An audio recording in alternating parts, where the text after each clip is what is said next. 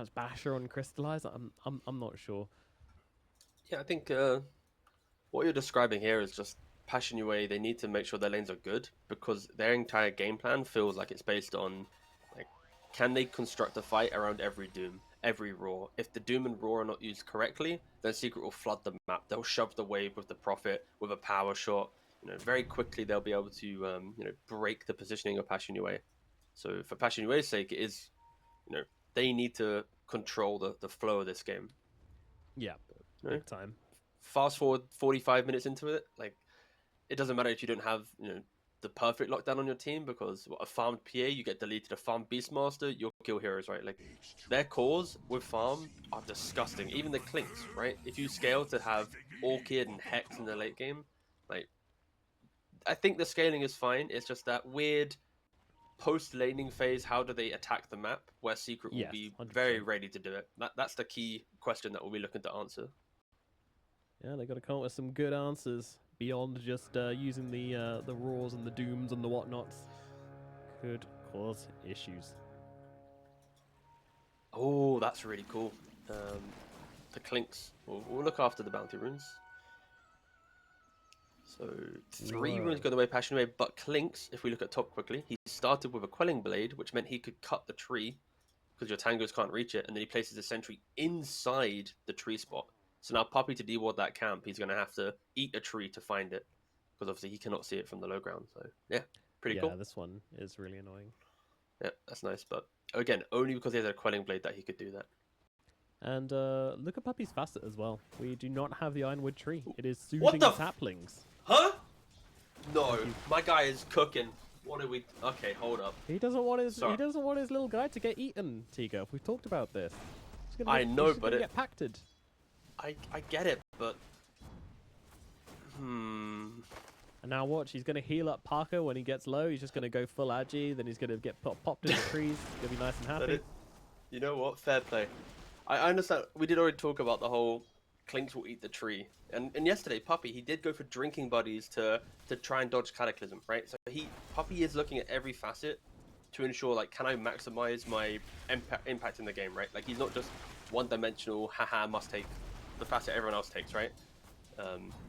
Puppy's been reborn with the with the death of Pro Tracker, it seems. Yeah. He's like, anything can work now. Nobody can flame me and say, actually, 68% of players took this facet now. Nope. Let's focus up though, of course. Like you said, it is going to be at max level 5 treants, right? Rather than the 1. So yes, it is good against Clinks, but you lose the reinforced. So that 150% bonus damage you get on your tree, you're not going to have that anymore. So the ability to siege towers, it's just going to be weaker. And we'll see how Puppy can navigate that as, of course, that is the one of the primary reasons why Prophet is in play now. He is going to try and deward the ward top, so we'll see how Puppy wants to try and find this hidden sentry. At the moment, he cannot find it. Niche is being very annoying mid, senses bore top, he goes bottom, gets one water rune, denies the other.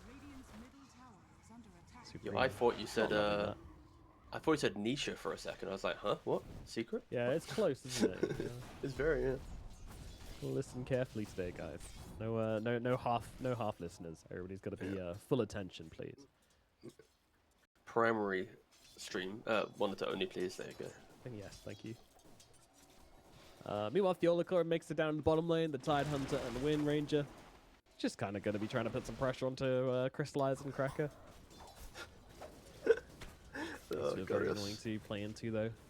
You'll always have a lot of damage coming out from the Ringmaster. As we've discussed yesterday at length, Ringmaster, he's just a really strong hero. He's pretty much strong at every phase of the game. He's got saves, he's got damage, he's got a bit of team fight.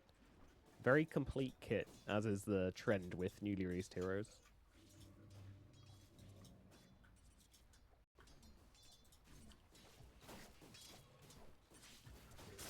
Wow.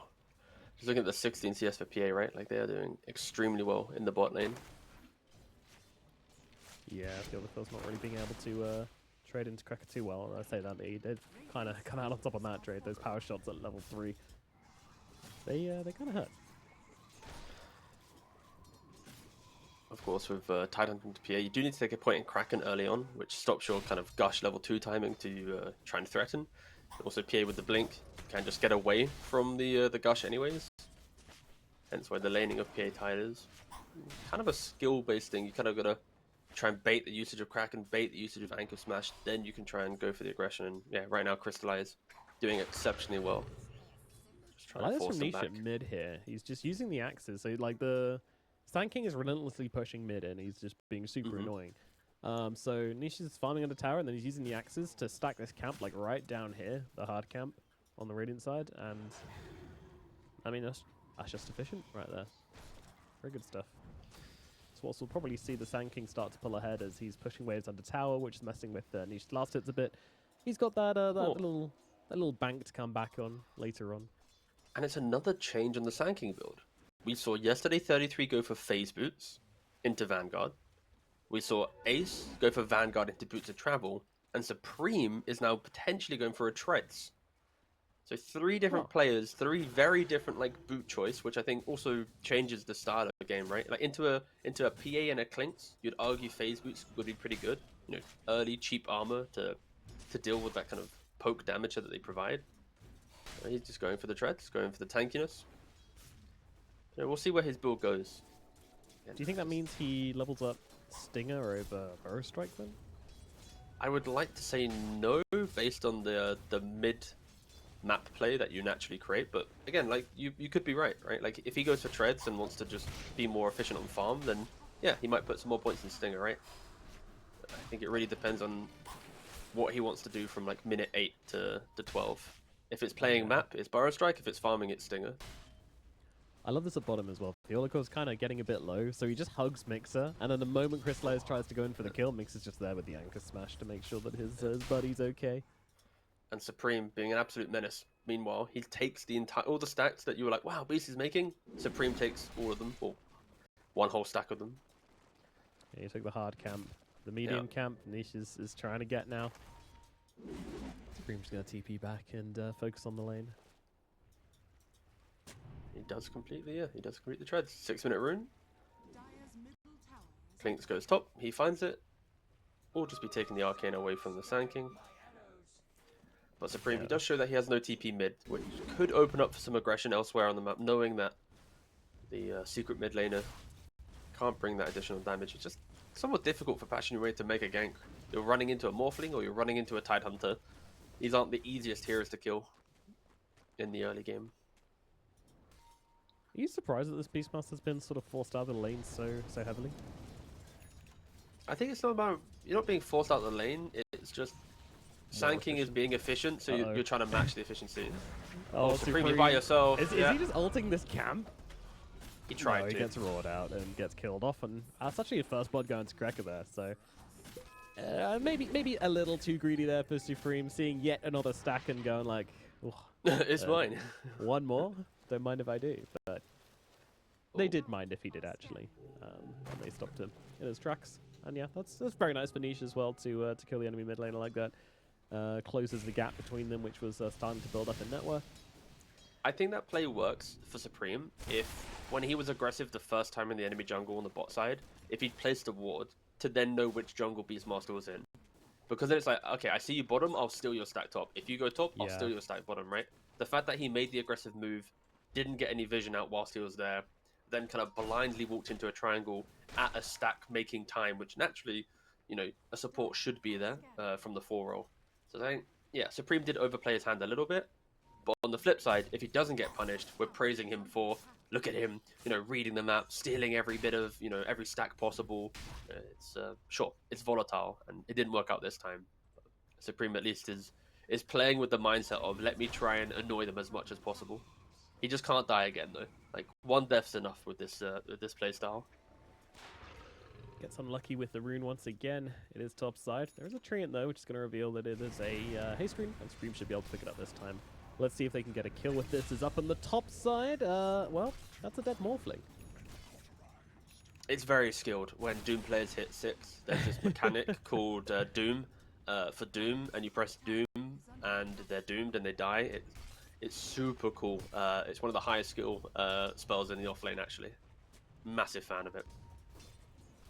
No way to know when it's coming either, because no, random, so. pro. Imagine what the hell. You start. Oh shit! I'm level 30. Me. It's like best of one, lower bracket TI. Oh, don't worry, guys. My mid morphling's level 30. Minute 1. Now Parker's going to steal the Doom, but unfortunately doesn't have Doom. He does get the neutral abilities though, which is kind of cool. But of course, you just want this Devour is also nice. You increase your farming speed quite nicely.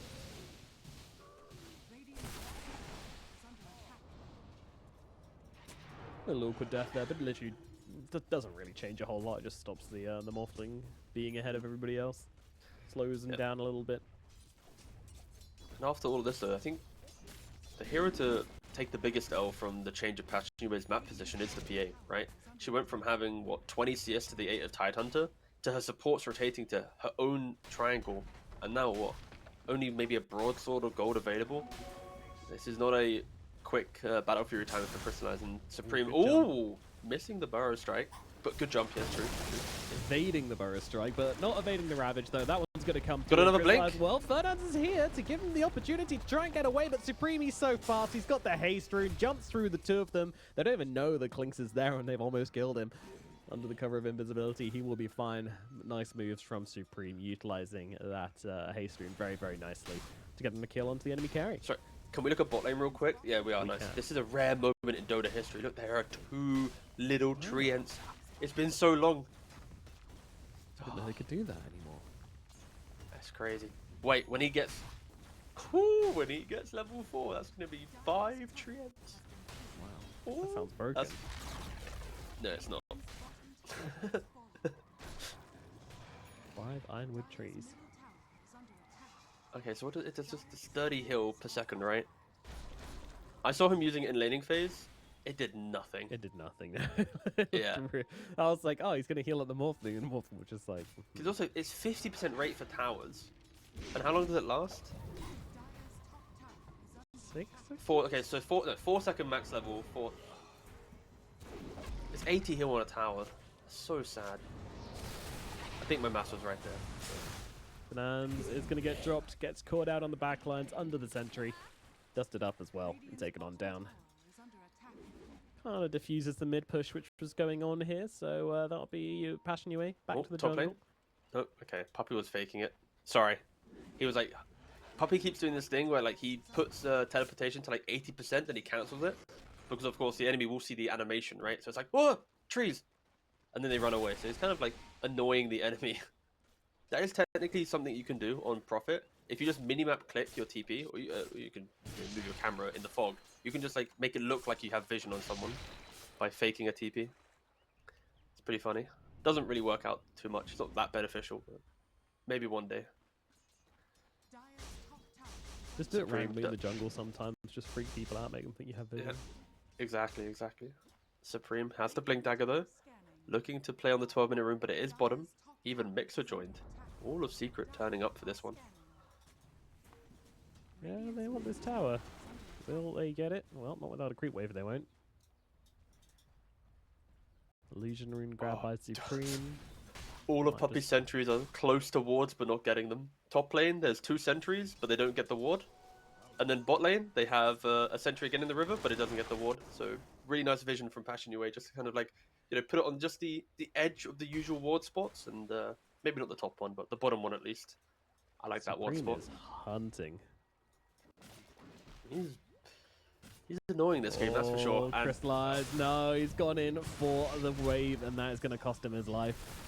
Nice moves from Supreme, actually. He started charging up the epicenter, saw the health which Crystallize was on, and just like, ah, screw it, just kill him the old-fashioned way.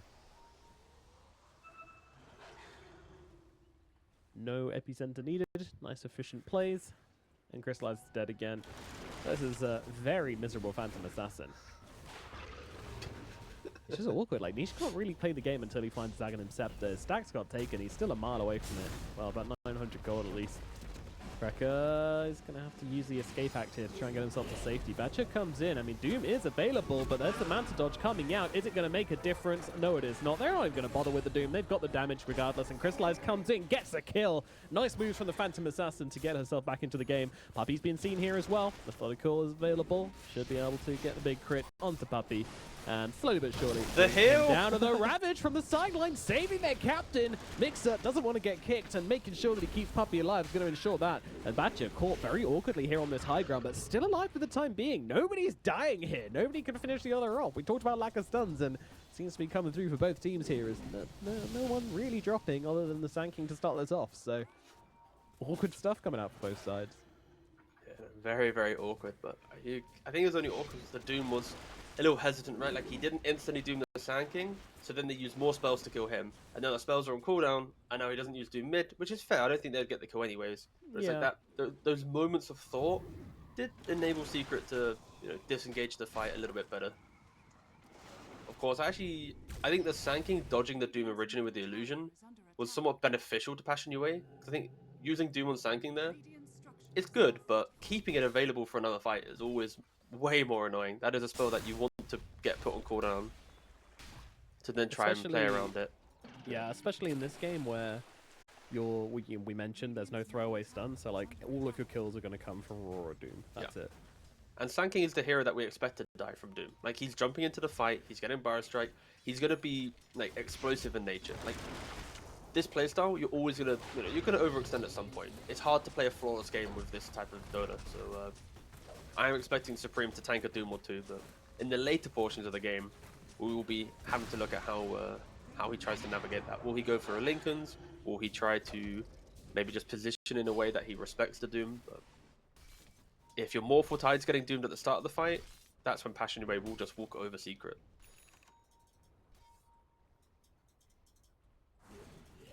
3-3, pretty low kill game coming out for both sides here. I mean, really, the only one that's tried to do anything on the side of Team Secret has been Supreme. He's been the only one making plays, trying to make things happen. Everybody else just kind of chilling, looking for the farm.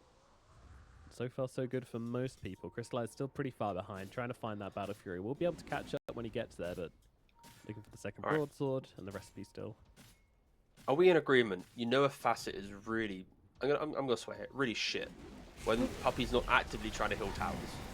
His spell allows him to heal a tower, but at no point have I seen him go to a tower and go, you know what? Let me just heal you up real quick. Like I'd argue half of the facet is just worthless. Yeah, it's so small. I mean, to be honest, the other side of it is not that useful either. It's a fine niche over in the river. Oh, Puppey's walking to mid lane. Maybe he does it. Will he sprout the tier 1 tower? No. Oh, for God, no. Like, I just want to see it. I just want to see how useless it is. But it's 80 heal. It's just like, okay. Parker, though, with the Invis rune wrapping around. He finds Cracker. Ooh, he needs to wait 3 seconds for the escape act, and it's just not going to come. See you later, buddy. Wheel of Wonder just awkwardly exploding beside them. Not catching anybody. Nice kill for Parker, putting him ahead of net worth even further. Having a great game on this Morphling so far. Play against a Parker Morphling, you gotta have a good plan to deal with it. And they do. It's called Doom. But Lincoln's already out for Parker. And the PA just completed the Battle Fury. Like, oh, Parker could be in trouble here. Oh, no. Oh, he didn't get down to the low ground. That felt... I'm looking at the cast range, T. He should be able to get to low ground. If we go straight back to... Okay, can we please click the death spot of... Go back to Morphling real quick and hover on waveform? Yep. And then again, like, technically if we shift a little bit left... Yeah, easily. No. He what do you think? What do you think, Web has? Yes or no? Should he have been able to get down to that low ground? Yeah, that was a subtle camera, yeah. Okay. Yeah. It just looked a bit small, yeah. Didn't go the distance. Pays the price for it. And there you go. Doom comes out. The Morphling counter working out once again. Oh. So much damage. Oh, Crystallize trying to get away from Fiolacore here, but struggling to do so. So Cracker, Vernan's helping out, trying to slow them, but Supreme just jumping in. Vernan's did not cancel that blink. I don't know if he didn't see him or what, but that was not ideal. And now they'll go forward, look for Cracker as well. Batcher going to be another target here. Nice trees coming out from Puppey. Not only is it blocking up Batcher, but it's healing his teammates. BKB popped from Batchik means they can't quite finish this job, and Puppey's going to get killed for his efforts from Niche as well. So, I mean, that is a raw, to be honest. Like, these spells are so valuable that I don't even think you feel that bad about that one on Puppey. So, oh, what a weird couple of moments. And Crystallized dead again, just as he picks up the Battle Fury, is less than ideal for Clash and Rain. This is going to come back to hurt them. As the Morphling hits his timings, the PA is still going to be just lagging that item behind and not being able to get into these fights. I mean, he needs a BKB to deal with the Sand King and the Tidehunter, even the Shackle Shot from the Windrunner. Yep, then one. After that, maybe he needs Shard, so he has to invest in a cheap item. Alright, 2. The bit of damage. Maybe Nullifier. So. I mean, yeah, you're like 4 items away from actually being happy, but it just isn't likely to be coming through that quickly. It was nighttime, but I do feel like Fernand should have cancelled that blink on the Sand King. I agree. If from his perspective, if he was able to, again, my camera was a little bit more to the right, so I didn't actually see the Clinks and the Sand King. I was staring at the PA and that side of the fight, but if he was able to cancel it, then probably should have. Coming in for a bit of revenge here, though. Mixer wants to see what's up, but Fernand's just going to run away. Niche gets the TP out. They won't be finding anything. This is what Secret need to be careful for, though, right? As the game progresses, their ability to pick up on the map will increase for Passionue. Clinks will, inevitably get an Orchid. He will be able to kind of set up these moments that if a core can also kind of walk to that position, you'll happily kill off a hero very quickly. Fernand's walking on division here. Yep. Showing the Tide. They do have Doom, who is wrapping around the top side of the Rush Pit, so maybe see. Oh, he's already doomed the Morphling. Yeah, he's going for it here, and I think it's just going to get the kill. I think, yeah, Parker's just straight up dead. What a play from Batcher, coming in the backlines, killing off the enemy carry effortlessly, completely effortlessly. What a movement. Fernand is going to tank the entirety of a AP sensor here, so unlucky for him, I guess. And it'll be 2 kills for Theodore. Look at this scribbling on the back from Parker. Oh my god. He's like, what is this psychopath doing? You can see the wards coming out from the whole gun. My brothers, there is a ward, but it's not what you think. Normally, when I see that level of minimap drawing, that's like 1 death away from my carry wanting to like stop playing the game, you know? That was like PTSD-inducing level of minimap drawing, but I'm sure the communication was not as volatile. Let's hope that he was speaking in Spanish. They couldn't understand what he was saying. We'll see, but yeah, very good move there from Passionue. Even the speed from the initiation from Doom, right, to jump up, to instant mana burn, get the Doom buff, not allow any time to react. Normally, Morphling players with the Lincolns, just hearing that Lincoln's pop sound gives them enough indicator to press attribute shift or waveform, but again, Doom. Playing very, very efficient there. The trade-off, use Doom to kill a hero. Guess what? You now have a long window to do anything you want in Secret. They take that chance to walk straight into the Roshan pit and get themselves an Aegis. The hardest counter to Doom. Truly. I'll go straight into the hands of Parker, allowing him to hopefully not get caught out by the Doom next time around. It does put Passionue in a slightly awkward position, but again, they kind of want to be playing the map here anyway. Like their time to play the game is sort of naturally closing whilst they wait for Crystallize to be more of a hero. Might be waiting a while, but she's getting there. Yeah, Niche and Batyuk are so rich. Like, the PA has struggled, but the top 2 heroes in the game are the Doom and the Beastmaster. Isn't super surprising considering how these heroes play, how these heroes farm, and for the mid on Niches, we have Fernand just getting caught out super deep there. Yeah, the way you play mid on Beastmaster, you just get a Dragon Scepter, you do farm really, really fast. Just a very, very good farming item. I wonder if they just want to kill Theolocor here. I kind of feel like they might. Let's see. Can we use the Doom? Doom even required? A lot of damage coming out. Oh! Actually bring them down. Impalement. Giving them what they needed. You can see these kills, they're awkward, but they are possible without using the ultis. At least on supports. But now they're coming back through onto the Beastmaster, and I'm not sure they're going to want to commit to this one on Passionue. I think they're just letting him go. And they are. Cracker going for the TP out on the high ground. Supreme doesn't have the stun. They will get away on Cracker at the very least, and Badger wanting nothing to do with that one, just leaving. You don't want to be baited into a 5-on-5 in this game at the moment.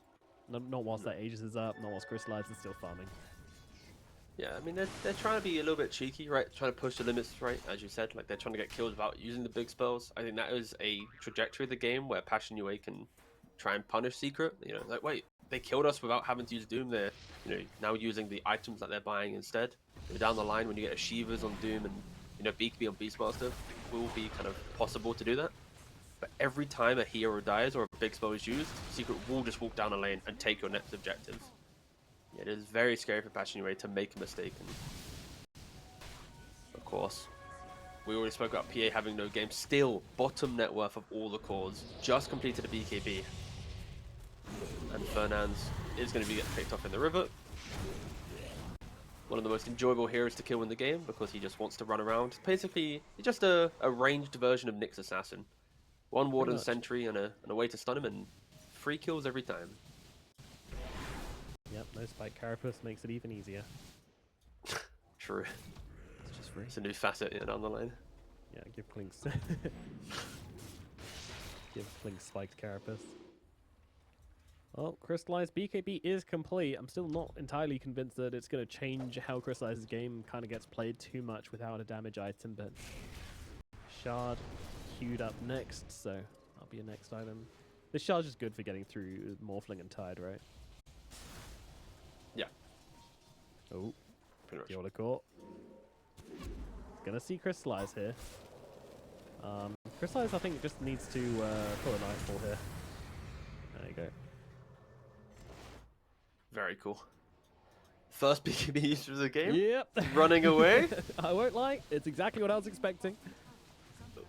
Such a rough game for the PA.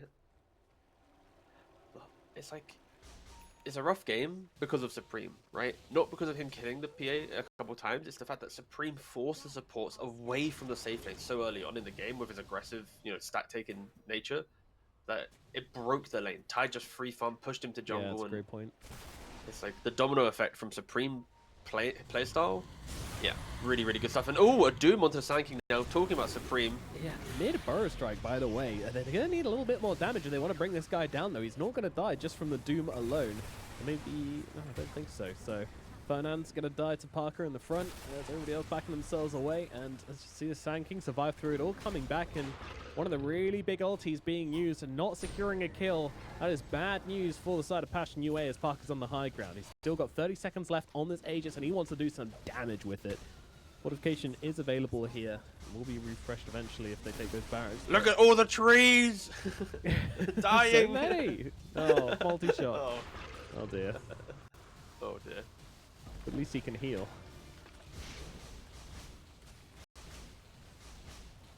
Here we go. Tower to fall. Parker. I don't think he's leaving here. 10 seconds left on the Aegis. No creep wave at the moment, but one is coming through pretty shortly. Atiuk popping that link in, making him feel vulnerable. That's all you need to do.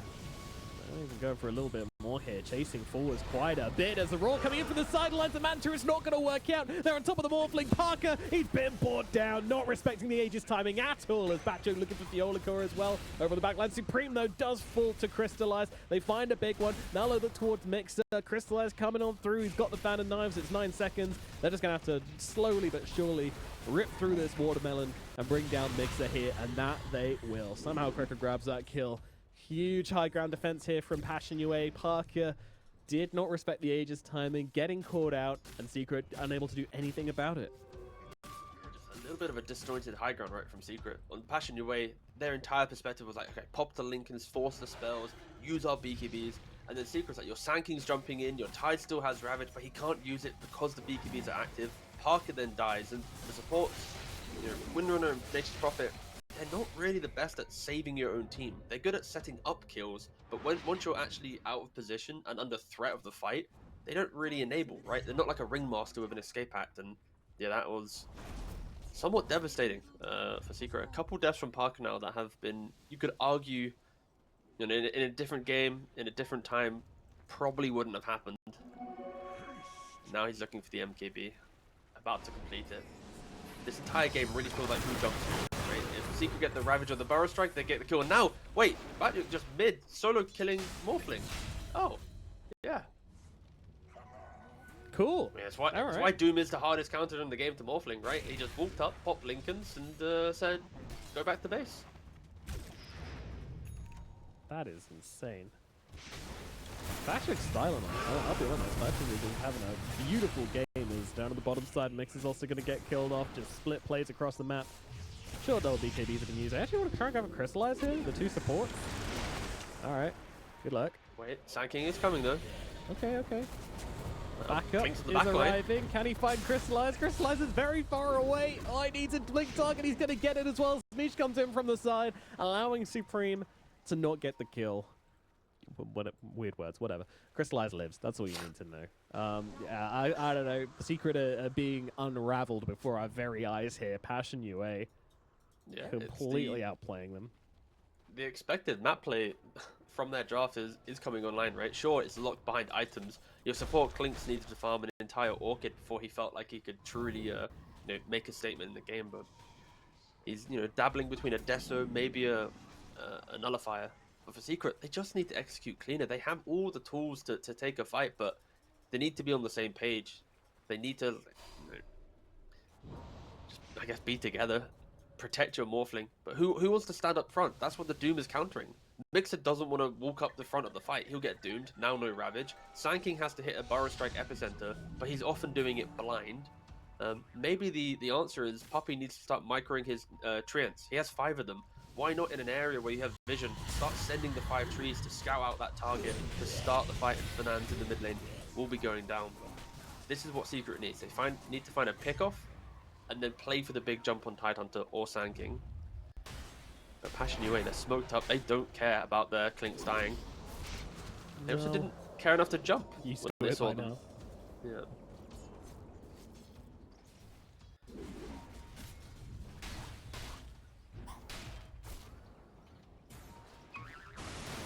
$30 minutes, 8k gold advantage for Passion UA. Feeling pretty good, other than their Clinks, who's just kind of been sacrificial lamb. Do you think there's any point where the Clink stops running around the map and getting killed, or is that just kind of how the hero functions? It's just always present. It's like, Clinks is a hero where you have like 15 deaths, but you're still doing the same level of annoyance on the map, right? Like, it just doesn't stop. Kills, deaths, run around, vision. Sometimes it looks good, sometimes it looks bad. You can't handle me at my worst, then you don't deserve me at my best.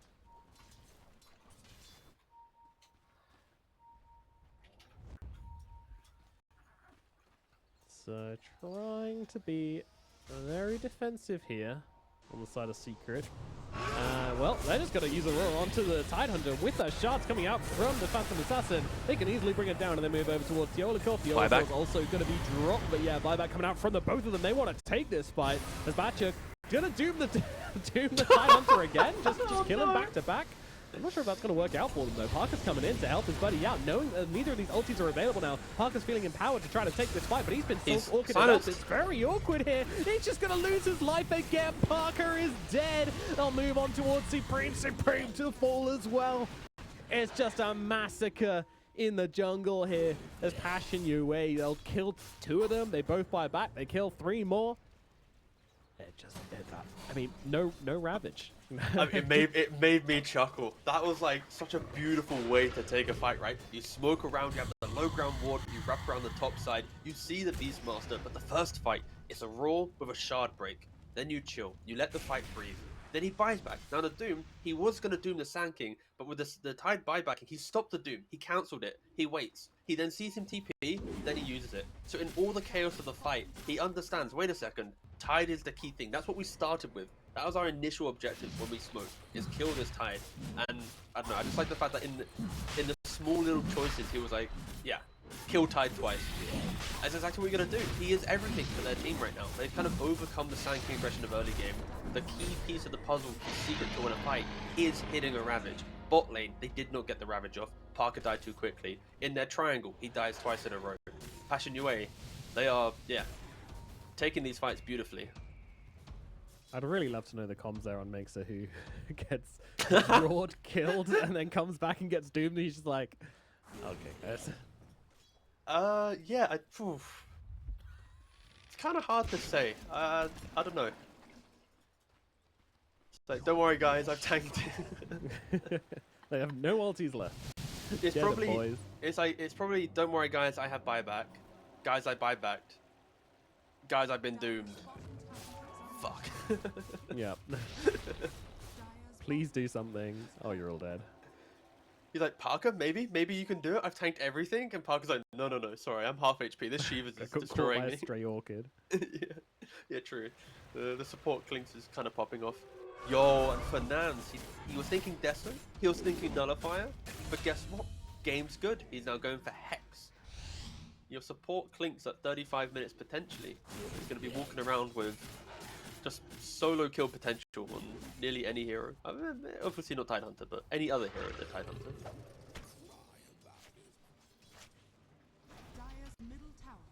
He's going to be a monster. This Hex is just going to be a real problem. This Morphling, like, Parker just did not want to go for a BKB this game, and who can really blame him considering the matchups, the lack of control. But at some point, when there's Hexes on the field, when there's so many Orchids flying around as well, it might just be necessary. Linken's Orchid never feels good for a Morphling at all, but I'm not sure who's going to have the choice at this point. Tier 2 tower, going for Passion UA, finding the aggression after finding some really, really good fights. Parker gets out.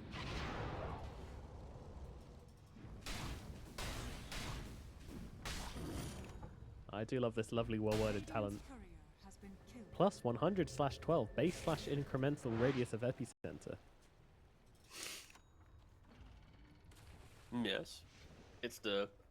It could have been worded as plus 100 base and plus 12 incremental or something. You know, it didn't need to be two separate slashes, but there's probably some like programming logic which makes that look really, really clean. I guess I don't know. Nah, it's probably rid of the low IQs from Dota.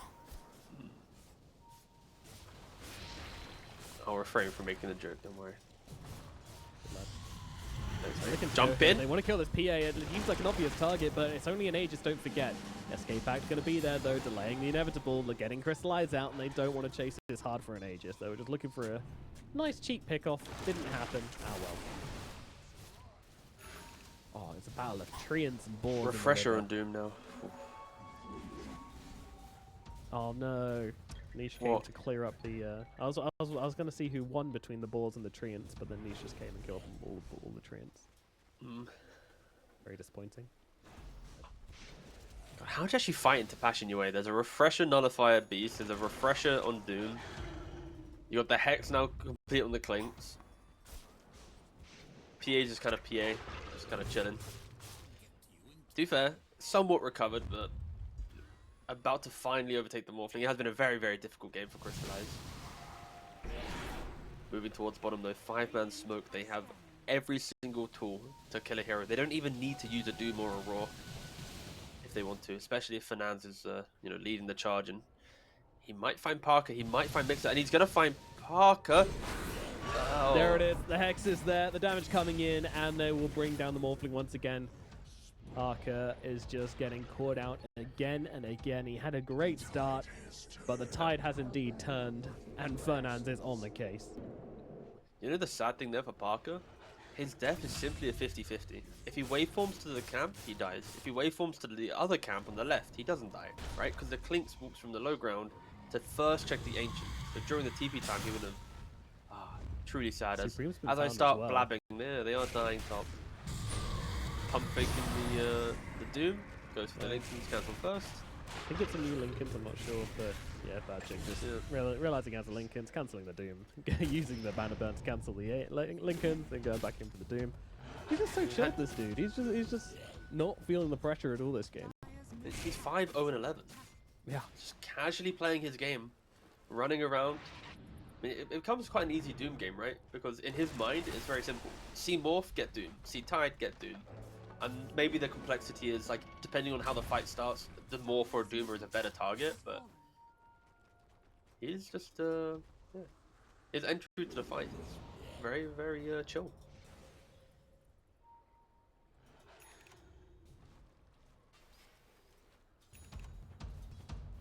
Crystallize went for the Sanjinyasha into Nullifier. Nullifier going to feel really, really good against a lot of these heroes, especially the supports you just want to bring down. Yodakor, a long way off from level 25. That is a shame. 28k gold advantage for Passion UA. They've never really been too far behind on net worth, but it's just been building so violently recently. Building so violently. Indeed, yeah. I mean, they built their gold advantage with loads of kills. I'm trying to think what's something that you would build violently. A mud hut where you use blood instead of mud. I mean, a mud hut also by itself is fine. You have to slap the mud on. You have to go all dark on me, man. Didn't need to be that dark, but no. I really need to drive the point home. No, I understand now. I won't be making any mud huts with you anytime soon. Weekend plans are cancelled.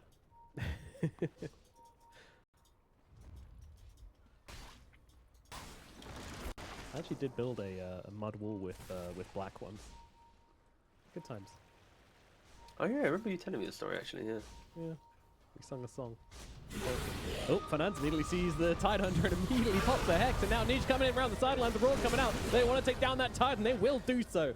Mixer, dead for 100. Buyback is available. A few resources used for this Tidehunter, but we've seen this time and time again. Passion UA more than happy to dump spells into Mixer and get him out of the fight. Beastmaster also hits the 25, so these rolls just have a ridiculously short cooldown now. Yep, 22. Oh, and an arcane rune. What the? Yeah. Okay. It's already a backup. Yeah. Oh, and they have boots too on Doom, so he might just do some like Beast blinks into fight, he jumps in, then he blinks. Oh, I'm so excited for this next fight. It should just, they can just delete secret in a matter of seconds. I just love late game Dota when you have all the big spells. You start seeing some unique ways of playing the game which you just don't get normally. We will see how Secret can navigate this fight though. Whoop, Parker defensively trying to get out. Psyching Link is used on the Morphling. Here we go, Refresher coming out as well, just blowing up poor old Yodakor, blowing him up. As damage coming out, Supreme might just be able to get the reset here. There's a Ravage coming through. Doesn't it create an opportunity for Parker? Parker jumping into the front lines here, just trying to take down Badger. Badger go for the refresh, but doesn't get a good advance from Parker. It's good enough to keep him alive, and he'll take down Cracker as well. Could this be the fight for Parker at last? Crystallize realizing that he cannot stand his ground any longer, but he kind of has to. Fernand's going to help him out with the Hex here as well, but there comes the stun out from Supreme back from the Doom, coming in to wipe out Passion UA. It's an ultra kill for Parker. Took him 40 minutes in this game, but he finally finds a fight on the Morphling, and it is glorious. And when you're excited for one team to take the team fight, then the other team finds the perfect way to navigate it, right? Doom jumps in, he kind of pop fakes the Doom, so you know what, I'm not going to cast it there. Then he gets it cancelled, he can't connect on the Morphling. There's a double Lincoln's thrown on him, so he's able to, you know, maintain his life and just even when finally he turns off. He then like mantas just at the last second to just make sure the Doom can't like. Yeah. No, that was a very impressive fight from Parker, but it's been a long time coming, right? The fact that he was 4-7-1 before the start of that fight, and Doom, as he bought the boots too, doesn't have buyback. He opted to fully invest in the fight, trying to win that one engagement, and that. I mean, it's, look at this. What, at least 2 racks potentially from this blunder. 27 seconds. They have a shield rune on Morphling though. Like that is no joke. That is absolutely no joke. How does Passion UA lose a fight with double Doom, double Raw, Hex, double Hex? Oh. Yeah, I mean, go back and watch it in slow motion, I guess. And you'll have I need to. Yeah, after the game, I'm gonna rewatch it for sure. That was crazy. I mean, buybacks are always an issue, and yeah, I mean the Sand King getting doomed. I think just dooming the Sand King is always going to feel like a mistake. I mean, the first Doom of Sand King was a bit awkward, but then Puppy TP'd in with a greater healing Lotus to then keep Morphling alive in the fight as well, so he amped him up. Supreme put the Lincolns on the Morphling, so there's a lot of like subtle things Secret did to keep Parker fighting. This wasn't just like Parker 1v5ing. It might look it from like from a perspective, but it really wasn't. I just realized they have 4 robes. They really want to keep that robe effect alive in the fight. I don't think it stacks. That would be kind of broken. Yeah, I don't think so either. I think it... Sorry, I should rephrase that. it shouldn't stack. There we go. Let's make sure no one thinks otherwise. And now, Passion Yue. Ooh, Puppy. Trying to get some vision inside of the pit here, and will just be feeding his life away here eventually. He does have buyback, and they don't care. They're potentially trading Roshan for Mega Creeps. Look at Parker. Hit. Power Inch TP is coming out in every direction. The Hex comes out, but he's got Lotus, which means he Lotus in. throw down the Doom's actually going in on this. Parker doesn't get down to the low ground again, not again. Twice in one game, he doesn't have the length, and now Supreme's gonna fall as well. Gem on the deck. Parker and Supreme dead. Buybacks available from the both of them. Doom coming out now onto the Tidehunter as Batchuk already looking for more. This man is hungry, he's thirsty, and he might just be getting killed off for his efforts here. He's surrounded by Parker and Fiolacore. He needs some help, he needs a teammate here. No one's going to come back to join him. He will fall, but they get the dieback onto Supreme as well. So a dieback on both sides. Maybe nullifying each of them out, but Passion Yue now feeling like they need to escape, and Kreka kind of going to be caught out in the backlines. The Ravage comes through! It finds Crystallize! They'll see him! Escape Act is there, though they didn't deal with Kreka, so Crystallize might just be able to get out of this one yet. All the way up to the high ground, finds a jump to niche, and it's going to survive for now. Coming out from Fernand, that was not the play. Chopped down by Parker as the Morphling is back. But Secret, I mean, it's a little scary. They've got the cooldowns now on the side of UA. Sure, there's no Doom, but double Raw, well, singular Raw available. This is the point now, Secret. It is going to be such an important question. Do they go for Roshan? Do they try and punish the two heroes without buyback? But they do go for the Roshan. It is currently walking to top, which will slightly delay the taking of this potentially game-winning resource. Yep. Is that another refresher? Who picked up? Okay, Morphling with refresher. I mean, the start of that fight was so weird as well for Parker. Like, he's on the high ground. He jumps onto a PA because it has a Lotus, and then he tries to waveform out and he dies. And then Doom just TPs into the fight, running in, just fully overextending without buyback. And then Fernand's at the end as well, just tries to solo a Morphling next to his entire team. Like, the pressure is getting to both teams for sure. This is not a clean end to the game that we expected. Rewind 7 minutes. Wait, you expected a clean end? No, I thought Passion Yue with 18,000 gold lead and refreshers on all their heroes and hexes. I thought they were just going to be able to, win a fight, take a Rax, reset, get Roshan, go again. But instead, they give Parker a slim chance and. Yeah, I mean, they're at a 30k gold lead at one point in this game, so. Was looking kind of Jova, but in fact, still plenty of Dota to be played. Got to start looking at those buybacks now as well, see what the situation is there, and well, it's pretty grim for both sides, to be honest with you. Oh yeah, did you know the and Batchuk, the only ones who can have it. Do you know who owns Passion Yue, by the way? You might not. No. It's a football player. He plays for Arsenal. Zinchenko. Oh, interesting. Yeah. And I believe, fun trivia, once the CS team, one of the players was unable to play, I think maybe internet issue or something, so Zinchenko, the Arsenal football player, stood in for the team. that is funny. Oh, so imagine now in game 2, just, Cracker, fuck, gotta go to school, sorry guys, and then just casual footballer comes in, Yeah, picks up Tusk, gets the Aghanims. Yeah, he's like, yeah, I'm good, I'm He is known for scoring a couple goals, so being grabbed by Secret here. I still wish Tormenta just had RNG values every day. That'd just be so, like, you wake up in the morning, it's like, it just says plus or minus damage, you don't really ever know your power limit. I mean, it's meant to torment you, right? I feel like it should lean into that a bit more. Yeah, maybe it should be it comes and goes in waves over the course of the game. It just randomly gets stronger, and weaker. The first one is just, you have to 10-man it. You've got to make a pact with the enemy. Yeah. Can we please just all take it? Help. Maybe that's what we need in Dota, right? An objective we can do together. Like a Roshan's pit, but where you can't damage each other when you're in it. Just take a minute out. Go and take Roshan 2. That's 10 heroes. As much as that sounds fun, It also sounds so pointless. Maybe on Valentine's Day they can add that. Oh yeah, yeah. That's One a good day idea. of love. I had a player say that they loved me in a game the other day. We were just laning together, and it was my carry player. I just did like I unblocked small, blocked hard. We got 2 kills, and he was like, "Oh, I love you," and I was like, "Oh, I love you too." It was just I just never had my carry player say it to me. I was just And you're up flustered. all night. Did they mean it? Yeah. No, he very quickly he very quickly backtracked when I leaned into it. But we could start a life together. We could. We could run away. Leave this. We could dual lane for the rest of our lives. Yeah.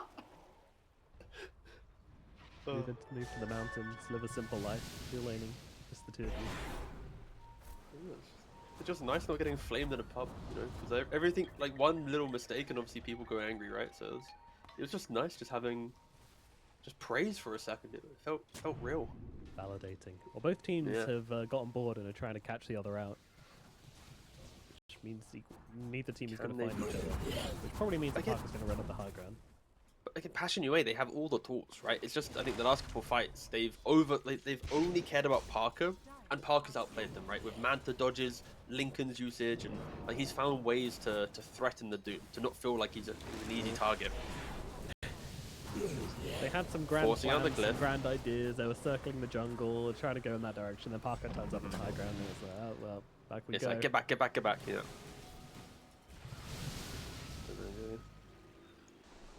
The objective taking this game has just been so much better on the side of Team Secret. Yes, that is true. They have been very like when they see an objective, they commit to it, right? And they're not diving past the towers. Yeah, I mean, usually they just try to poke, and then escape, and sometimes they do, sometimes they don't. They have 1, 2. How many Lincolns do they have? So they've got a Lincoln and Prophet, a Lincoln and Sanking, and Morphling. But all of these Lincolns are getting put onto the Morphling. Of course, you can only have 1 active at a time, so it's not like before where you could stack 3, 4. But if they just use them nicely, then Morphling will feel, unkillable. The Aegis has now expired. Of course, this Aegis was to eat through the buyback that he had available.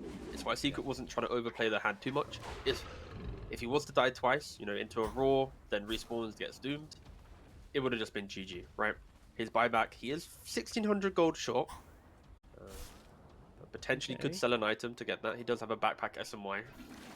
Maybe it's like use refresher, then put SMY in, right? So he probably doesn't want to sell the SMY.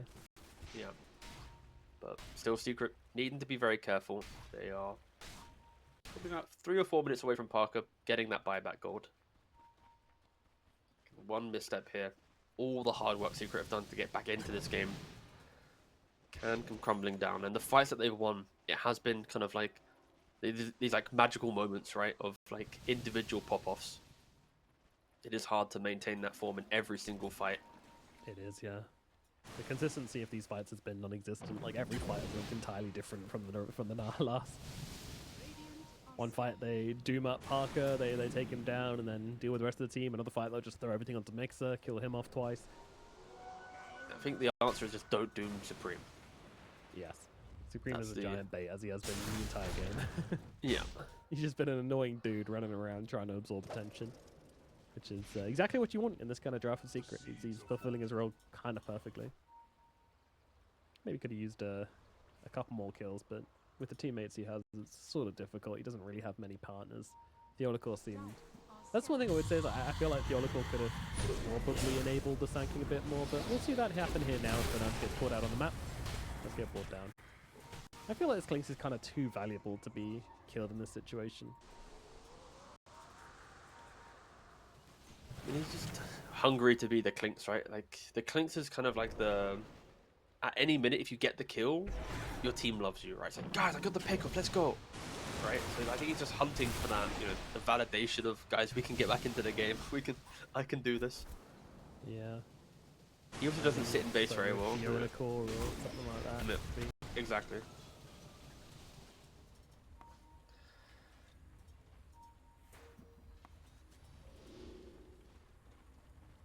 next Roshan could be the epic fight of the game. Whoever gets this next Aegis will have buyback advantage. I think all teams should have buyback at this stage, right? Yep.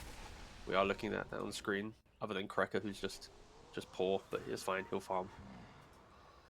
Puppy does have an Octary, which seems a little strange. More Lincolns. Okay. Let's focus on more Sprout Hill. Yeah. Yeah, that's it. That's it. Look at his towers. They're so healthy. You know the sad thing is, if Puppy had the other facet, he probably would have taken like a Rax and a half by now, because he'd have forced the Clinks and the Doom to sit in the base, right? Both of them obviously with Devour and Death Pat. The other facet would have been very, very oppressive in that sense. But I can see why he didn't take it again, because of the fact that they could just eat his tree for free. 2 heroes can do it as well. Yeah. Oh, they go onto the Tide Hunter. Onto the Tide Hunter. Big commitment here, but the Shackle Shot's going to just completely counter Patrick's attempt here. BKB wasn't used. Okay. Where was the follow-up Doom? Of course, like, it felt like a desperation blink Doom, but there needed to be that extra hero. You got the Abyssal on the PA, of course. Any Hex or like every hero has lockdown at this stage, but no one was there to jump on that Doom. Again, 60 seconds for the next one. Still has Refresher. He has Octarine. It's not like it's a major problem. Here come the Treants. There go the Treants. Here come the illusions. The tower is gone. Good, yeah.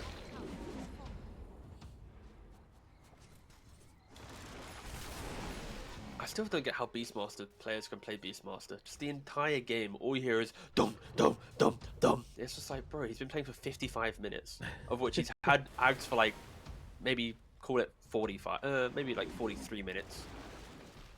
Must be so annoying. Yeah, the fact that it's offbeat as well is just really jarring. I feel like we're much better at filtering out stuff which is on a rhythm versus stuff which is random. Maybe that's what makes a good Beastmaster player or not. He finds his... Gotta become one with the rhythm. Yeah.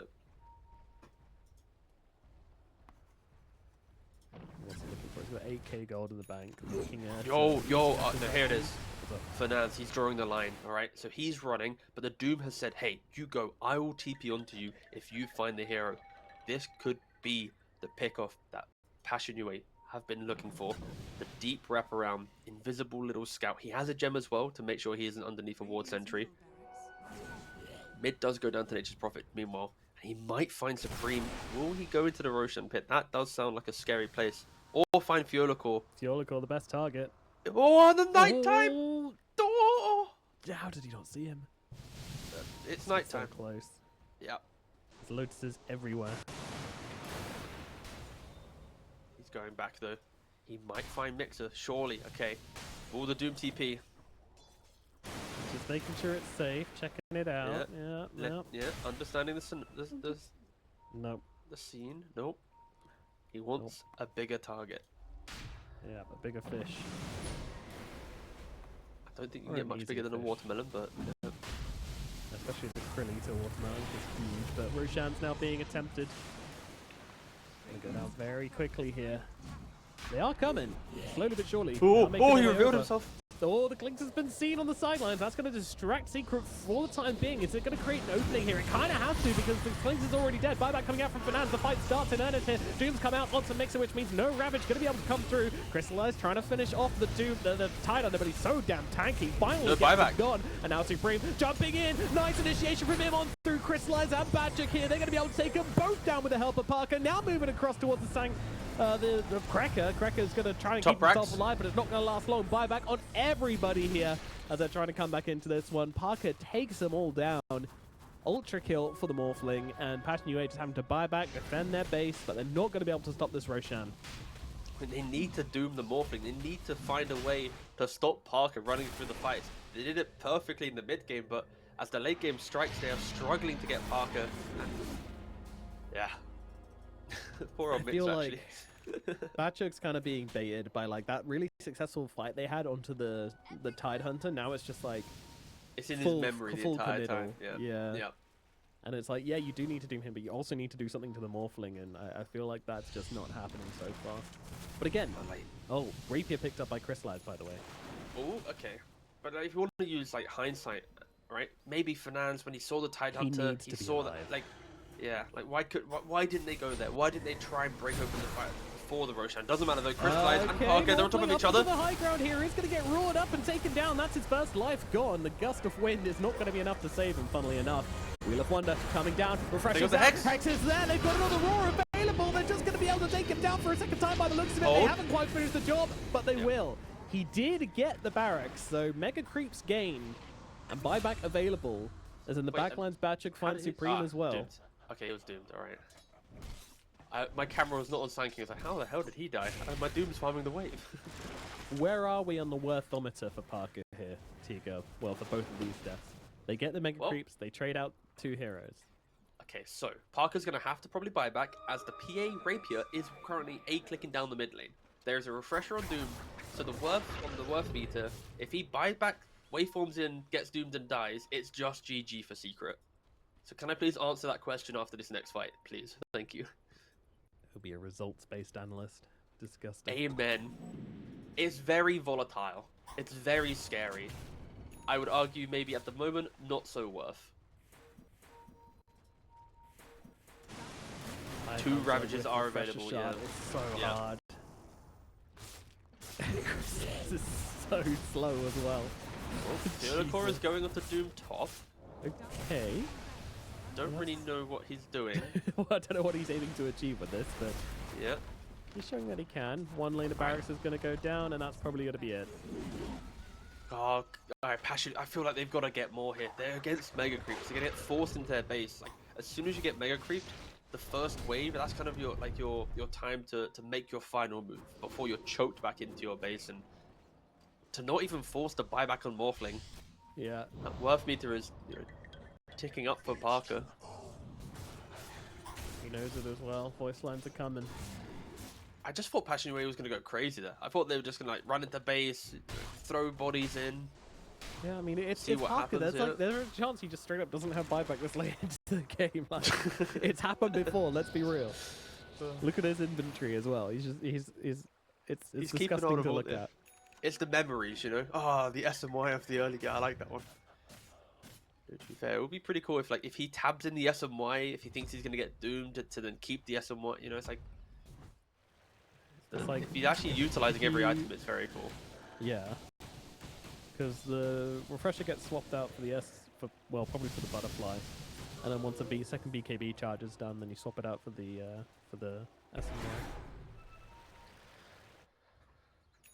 SMY. Tier 5 neutral items are now available. Parker gets to choose his. He gets either Spider Legs, Unrelenting Eye, Magic Lamp, or Keeping the Mindbreaker. Plus 40 primary attribute probably seems like the choice. He's got some really poo choices, so. Yeah, it doesn't look too good. No, I'd say, yeah, Lamp is the combo break that is easy to use compared to like the other ones, which didn't feel as value. What did he pair it with, actually? He paired it with just attributes. Sure. Okay, I mean, Secret pretty happy. They got 3 magic lamps, and they're not going to be complaining, right? A lot of the damage has been like the burst of Aurora, right? So to have a strong dispel,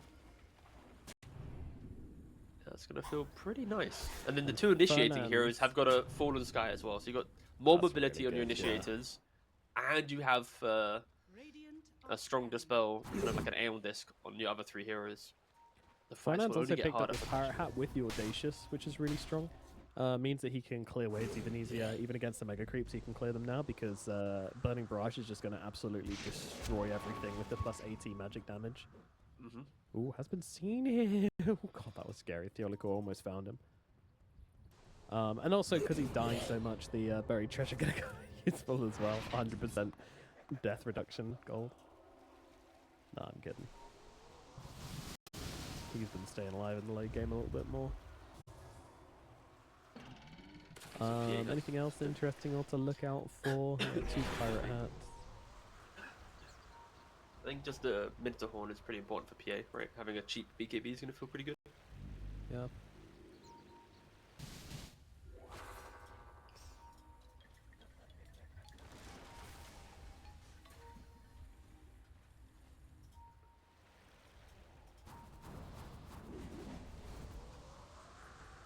I do love it when my support Clinks is looking for a Dragon Lance in 63 minutes, so that is like icing on the cake for the game. It is, isn't it?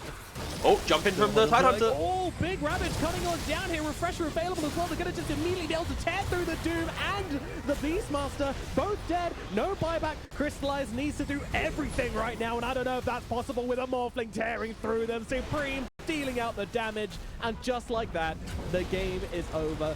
Passion Yue, they took their fingers off the pulse. They were not paying attention for a second there. And Mixer, he finds the Dream Initiation, taking down 2 heroes.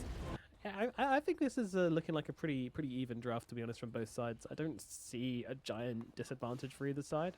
Obviously, there's a lot of comfort on the side of Team Secret. They also have their Gyrocopter, they have the Slardar. The combo with the Slardar is quite nice as well once he gets the Shard as well. Flat Cannon coming out, that can be pretty devastating, but also tons of combos over on the side of Passion UA as well, so yeah. Do you think the roles have been reversed though in regards to like the difficulty of ending the game? Where I feel like for Secret, they should be ahead early on. They should be ahead with like first, second Roshan. So when they go high ground, you know, Parker by himself, he like there is no clean way to take a tier 3. It's Gyrocopter flacking the tower, right? But then it's like a Mag RP or the DK stun. Like, I could easily see the same narrative we saw in game 1 just fully swapped out for game 2. There's a lot of potential for Parker shenanigans, isn't there, with Magnus in the game.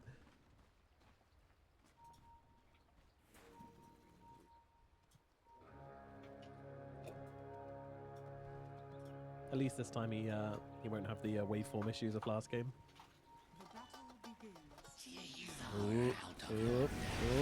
Bit of fighting going on here. They've actually managed to find Parker a little bit, and with the shards coming out along with the dual breath, this might just be your first blood coming out, and Batchok's going to be the one to claim it.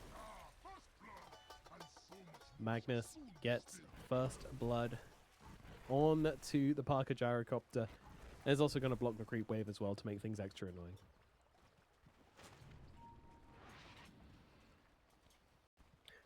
I kind of feel like it's somewhat not rare, but like you don't really get the deaths early on at the bounty runes because I think teams are pretty good at positioning. So sometimes you have that lapse of judgment and you do go down.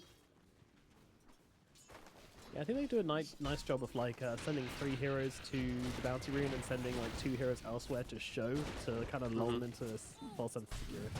It was a very nice bait from Passion anyway. This is true.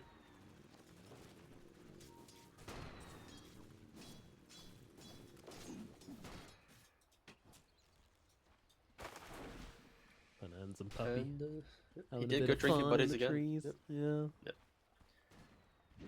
I think that again the last time we went drinking buddies though, it wasn't to invoke a Cataclysm, so it made sense, right? Any repositioning against Cataclysm kind of breaks the spell. And this time with the Gyrocopter, he doesn't need to be in melee range. All he needs to do is slide onto his Gyrocopter, and then every flak will take the damage. So it's probably better for Gyrocopter to have drinking buddies and tag team compared to other cores. Very, very hero specific. But you can see Puppy is trying to sure, yep. It's gonna be helpful. You get RP'd and suddenly it's like, wait a second, he's now dragged away from the RP. Yep, it's gonna feel good. I wonder if you can drag people out of skewers as well. Don't know how that interaction works. Let's just blindly say it probably might, maybe, don't know. Probably maybe does. Yeah, probably maybe does, yeah. I'll keep a close eye in the game. Indeed.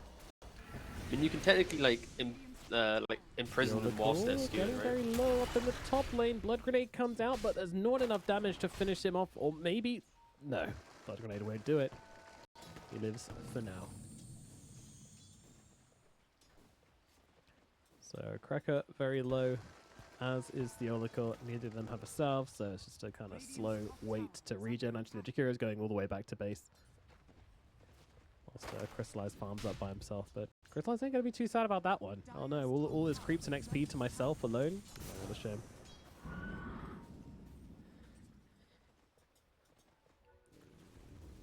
Real question is, do you think this will be a 60-minute game? I kind of feel like it will, you know. Yeah, it's do you get that feeling? I do. So it's either the 32-minute win secret or 60-minute anyone takes it. That's kind of like my vibe. Yeah, exact same read for me, to be honest.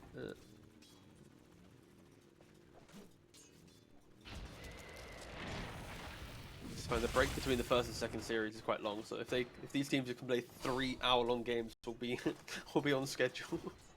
Yeah, that's true. We are well prepared for any triple hour-long games with the 4-hour breaks. How's our middle lane going? 18 CS for Niche at the moment. The Tiny sitting on 15, so getting a little bit out CS'd, especially with this wave coming out of the tower here for Niche, meaning that he's still got a few extra creeps to take. Yeah, Supreme struggling a little tiny bit. Nothing big at the moment, though. As bottom side, the Gyro's just farming. There's constant harassment coming out, though. Puppy is just fighting down he denied here. it! He's just punching anyone who comes near him. Oh, yeah. That was so close. Okay. He was like on top of the rune. Wait. No, Supreme is the one that wanted the rune. No, it was a visual bug. Wait, did he get it? Yeah, he got it. What? Oh, okay, I didn't look up. Oh, scam. Yeah, it's that visual bug where sometimes you can deny at the same frame they pick it up, and then it still reads out that they denied I pressed enter and read denied. I didn't look one line up where he got it. What a shame. Yeah. I was still about to praise Fernandes for the hype, but fair enough. Well, good job, Supreme. That feels terrible for Niche. Yeah, now I see what you're saying. It's not a good time. And then Niche also has his courier killed out by the tree throw from Supreme as well. So yeah, all around sad stuff for Phoenicia mid, who was really kind of laying in the hurt. But you know, he's still doing well. But yeah, Supreme finding small ways to keep himself in this lane. Batchuk not having a nice time down here in the bottom side, being forced to skewer despite already being under his tower. The Gyro Tusk lane is pretty brutal, it seems. Yeah, I think when you think about like partnerships, it's probably as like strong as like a Warlock PA, right? The idea of you never truly play the lane, as your offlaner just get put to half HP, the wave shoved into you, you try to go for a CS and you just don't have enough resources to kind of maintain your position. Very, very annoying to play into. But that is where Passion UA will need to lean on the Dragon Knight. He's the only one having like the kind of the free lane. Getting cooked up. Cracker's going to be able to run him down. To be fair, Fiolicor was really low for a really long time. The support's coming in on mid here. Fernandes is here. Puppy as well, turning up for the 6-minute rune. And there's going to be a regen, which Puppy picks up. Yeah, Supreme was going for it. Yeah. No worries, Captain. Sorry, my apologies. You can take it. I love playing on Secret. Bye-bye. I like to imagine he was like, why did you... sorry, sir. Of course you can have it. To be fair, the Hoodwink was on the top side of the river. Probably would have got there close before. Unless Puppy like ran up the high ground and stuff. Yeah.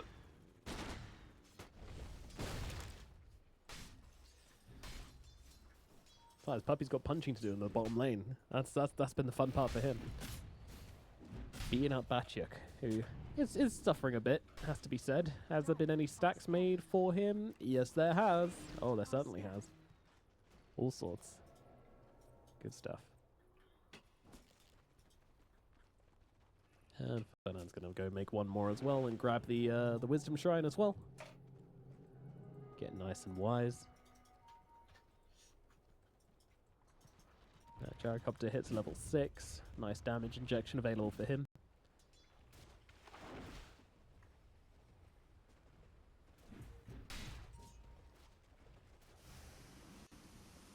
I think the biggest thing takeaway from laning phase is the Slardar into Lifestealer, right? Like on paper, you expect Slardar to have maybe 400 or 500 gold advantage over the Lifestealer.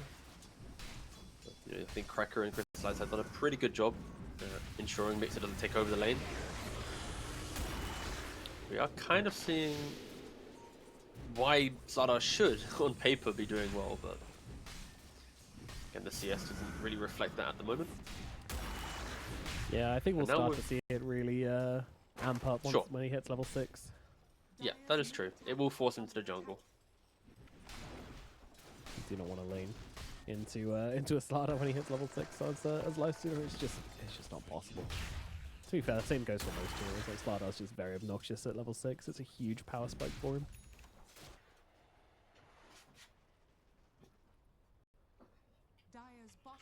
Minus 10 armor.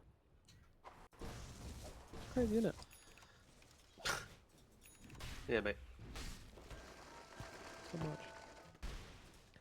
Fernand's holding off mid. Puppy's here as well. There's 3 heroes closing in on the mid lanes here. They want to kill off this hoodwink, and they might just be able to do it. Although, need one. Oh, what a bushwhack. Bushwhack from the side. Just about catching them both out and saving Fernand's life. Very, very close. And I've just seen a whole string of orb of destructions pop up on the right-hand side of my screen. I think that was 3 or 4 orb of destructions. Yep. DK, Slardar, and Gyrocopter all picking up orb destructions. Lovely stuff. Post-nerf as well, but still a damn good item. An ingot of chaos suspended in Wizard's Ether, housed within an Arcanist's orb. Cool. Are you a lore kind of guy? Do you like reading all the descriptions, or? You know, I had a phase. I grew out of it. That's fair. I've never had that phase. I've never been like, damn, let's understand the mag versus hoodwink backstory or whatever. No. I don't even know if there is one. Don't type that in. Give you something else, dude. Batchuk running away from Parker here, who's gone way too deep for this one and looking like he will be punished. Batchuk gonna live, and yeah, it's just a very Parker death. Almost killed the Magnus by himself, ends up finding himself between a tier 1 and a tier 2, being surrounded by dire heroes. Dire's middle tower is under attack. Dire's structures are fortified. Poking a little bit mid and top, actually. They take the top tower for free, and with the catapult, keeping it alive for now. Niche trying to rotate into at least aggro the wave. He's empowered as well, so can clear through it really quickly. Kind of That's good. destroys any chance they had of taking this tower for now, at least. Yeah, Niche is chilling. He's going to go in for the Witchblade build, but probably be a bit more active. Not going to get the Blink Dagger. I guess that's because you got a Magnus who's probably going to be building one instead. You don't really need that initiation from your DK. No, again, like in all things in Dota, right? When you have an initiator, you need someone to be the kind of the guy who provides the information, right? Like walk up the higher ground, tank at the start of the fight, right? And here, the DK will be that hero. Lifestealer down the line with the Radiance and SMY will also kind of take that role. But in the early game, you need to have someone who can just weather the storm, and that will be the DK. That's Supreme with the Arcane Rune. Looks to toss back the Jakiro. One right click and a second one to get the kill. Jobs are good, and Cracker goes down. Tower looking a little bit vulnerable, although Fortification comes out, forcing back the side of Secret for now. Fernand's heading out towards the middle lane. Supreme with the Arcane Rune, just going to shove out these waves with Avalanche, with Toss, etc., etc. And yeah, both teams sort of just waiting for these Blink Dagger timings. Slardar, is he going for the blink? Is he going? Yeah. So Slardar's got the blink coming out as we speak. Batchuk, he's getting there. He's not far off. And then we're going to start to see this game open up. There's the potential for plays. It's going to step up pretty significantly. I'm wondering if they immediately try for a play onto the Lifestealer with a Blink Dagger on Slardar, or look to take play on one of the lanes where there's still a tier 1 tower up. It's hard to say. I mean, especially because they've taken the top tower and soon to be mid tower. Any play is truly possible, right, for Secret. With the recall, with the double blink that you mentioned. If they see a hero that looks a little bit vulnerable, they are going to go for that move and smoking up the Kotal and Slardar. It does look like he's going to be baiting Supreme a little bit. He has the haste rune in the mid lane, and his blink is actually on the courier waiting. And now he goes to collect it. Okay, double blink timing for Secret. They don't make plays here, then I don't know when they will. Oh, they are making it though. It's okay. It's a matter of do they execute. And RP, the blink reveal first onto Supreme. His team just isn't ready yet. Drinking buddies. Got the Partial haste, but save. it's not going to get him out of there, though, as Pixar comes jumping into the mix, but he's going to get frozen up by Cracker. A nice ice path cutting through them, but there's a snowball in the answer. But look at Jakiro on the sideline, just jumping onto Parker. Parker is going to lose his life. The entirety of Passionue just turn on Parker. Parker thinking he had a whole team with him, but just ends up being completely isolated. No one could help him. Theolicore, unfortunately, this Cold just doesn't do a whole lot in these situations, other than throwing out a big old Illuminate, and they will lose their gyro. It's just an uncomfortable start to the fight, right? Like, Secret, they're trying to get their Slardar and Cotton with the smoke to wrap around the tier 1 tower to see who maybe is in a good position. Supreme's baiting with the haste rune and the blink. They weren't expecting the Magnus to have his own blink. If Mag doesn't have a blink, the Secret play looks good, but the Magnus just fully breaks open the move from Secret, and they're just disjointed, right?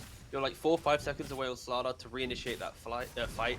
Tusk goes for the drinking buddies on the Tiny, but then doesn't snowball him, so he doesn't save. Snowball someone else. Like every player on Secret just kind of threw spells randomly. There was no clean synergy of and it's all because of the Magnus Blink Dagger. Like that element of surprise. Like even though Secret had their double blink reveal, the single blink of Passionue was able to kind of provide so much more impact. I mean, you bait with your Tiny like that, and you just kind of expect a little bit more coming in as a response, but they didn't have to wrap around. Such a good ability in terms of messing up attempts like that. It makes baiting incredibly difficult. I mean, the argument is I don't think Mixer and Theolicore needed to, run off to the other side of the dire jungle with the smoke, right? Like they could have just AFK'd behind the Tiny, and now Puppy's going to go down as well. Yes. It's like your Tiny's hitting the mid tower for free. You have a blink reveal. Why not just wait at the top rune spot? Why not hold your position, see what happens with the Tiny, and then once that tower falls, then you can go a little bit deeper.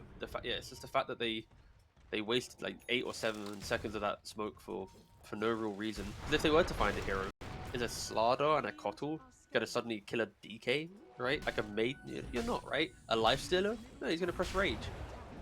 Unless you find a support, it's a very optimistic wraparound, and that alone has given Passionue a little bit of confidence as they now enter the kind of the mid game of game 2. How should they be taking these fights then on the side of Team Secret? Well, first of all, like we said for Passionue having the DK as a damage soak, Secret don't have that at the moment. So Slardar or Tiny needs to have good vision to find a hero, put them to low HP or kill them off. Right? They are very good heroes at executing someone, but it all starts with the supports. You don't jump a Magnus. Oh, hey, you can actually jump the Magnus. So jumping Magnus as 2 is a good kill, or jumping the Jakiro Hoodwink. But they need to make sure that they find the reinitiators, and that is it. Fight in vision and stop the Ice Path or the Bushwhack or the RP. And kill whoever you see. Make them scared to be on the map, but to be honest, they already are. Passionue have not been really playing deep down lanes at all, and you can see that reflected in the tier 1 towers. Like, they're all still alive. Most of them still have most of their health left, so it's been very tricky for Passionue to really get out and pressure the side of Secret. And meanwhile, Secret have taken every single tier 1 tower on the side of Passionue. In fact, the fact that this only results in a small gold advantage for Team Secret is kind of impressive. Radiant's courier has been killed.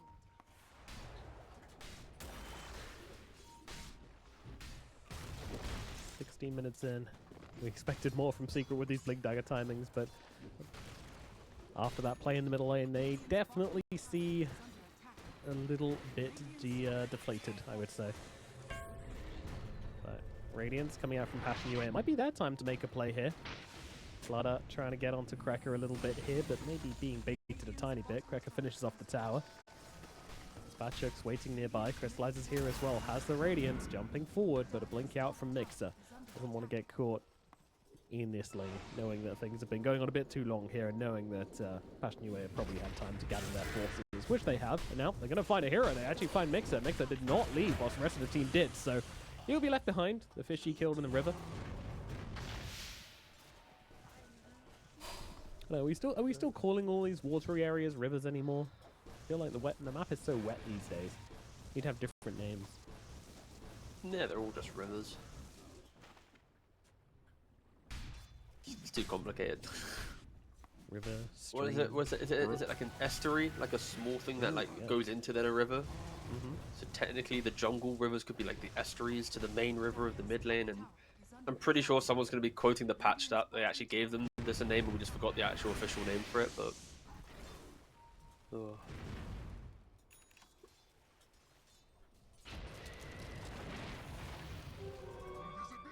Surprisingly slow game at this point. I was really expecting Secret to just be doing more with the double blink daggers. Yeah, that mid move just really took the wind out of their sail, didn't it? It's like, no, we really messed up this execution, and of course, a lifestealer with Radiance is the counter to a physical damage lineup like a Slardar or a Tusk. Sure, the lane's good for the Slardar, but the game eventually does become pretty good for the lifestealer.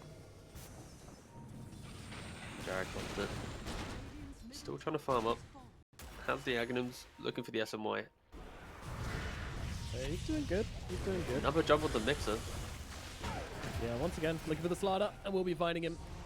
It's a Game 5-mana Passion UA just kind of running around the map and killing stuff. Secret not really putting together many plans of their own. I don't know if they have a plan yet.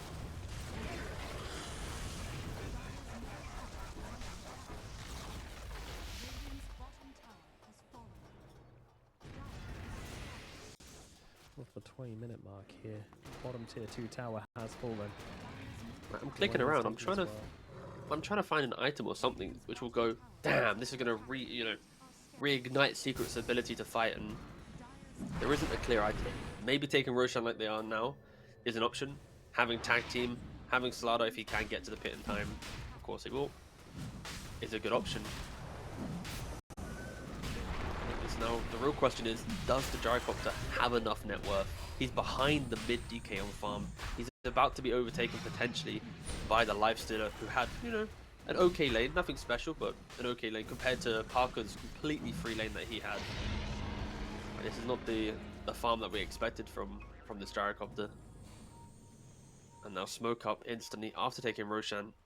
Passion UA, they are aware. TK, whoa, so close. Oh my god, over blinking, over avalanching, then blinking back the other way. Nice jump in. Yeah, Mixer finds 3 on the backline. Gonna give him the corrosive onto everybody, and Parker wants to follow up with the damage here. And well, he's really just gonna be able to take down Cracker at the moment. The rest of Passion UA just being held back by Mixer. Mixer doing a wonderful job here on the high ground of just messing with Crystallize and with the... Oh, Batchuk comes in with the RP, but Puppey is there with the snowball to counter it. Batchuk and Nisha just gonna go down. Beautiful team fight from Team Secret, reading out Passion UA wonderfully and really catching them off guard. Now Crystallize needs to leave. He can't rage TP, not with the Slardar chasing him.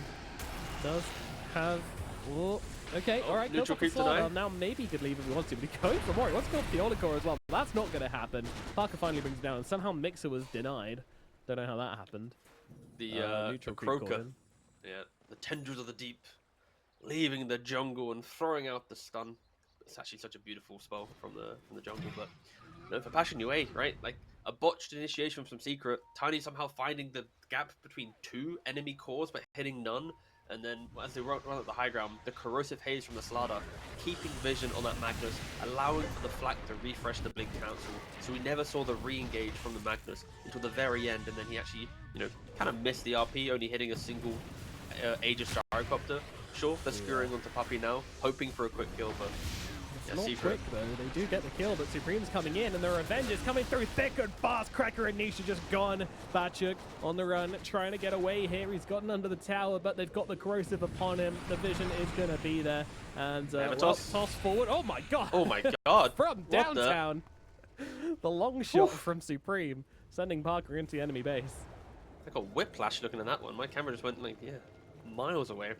But this is what we expected from Secret, right? Like, that mid-fight, this was meant to be their game, but now, after the Aegis, they refound that confidence. They're refinding that pace that it was layered into their draft. And for Passion UA, it's simply about execution of the fight. They have the tools to engage into Secret. They have the ice path into the, the triple melee jump of a Tusk, Slardar, Tiny. They have the RP. They have plenty of tools, but it needs to be under their own vision. And Secret, so far, in the last couple of minutes, have not allowed that. They're running under the cover of smoke, jumping into high ground areas with no care, just really breaking Passion UA's defensive abilities.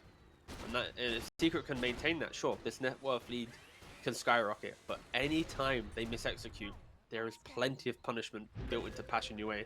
They just need to try and just hit the spells. Easy to say, right? But under the double jump of Tiny and Slaughter, it is a lot of. It's not as easy as it looks, right? On paper, it looks pretty easy. Let's see what they can do now. Beaky complete on the Tiny. I'll give him some nice insurance as he does do these kind of wild jumps in. And, you know what? I actually like Puppy going for the Ghost Scepter. I don't think he needs a Blink Dagger this game. He is playing on Drinking Buddies, so it's a lot of kind of just positional. You know, I just click on you, I slide towards you. He doesn't need the Blink, and Ghost Scepter keep himself alive a little bit longer in the fight. Another smoke though from Secret. What will they find this time? I like the Ghost Scepter, but I would prefer a Blink, to be perfectly honest. But I'll accept it. I'll settle for Ghost Scepter, I suppose.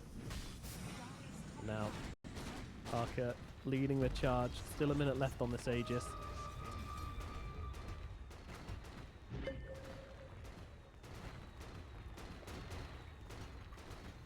Tier 2's just dropping. Absolutely zero defense coming out from Passion UA. It's their turn to kind of play off map and be a little bit afraid. Mag does have the Blink RP. Niche, he's got himself a Dragon Lance now, so a little bit more range. Can try to follow up on the RPs a bit. It's not feeling great at the moment for Passion UA.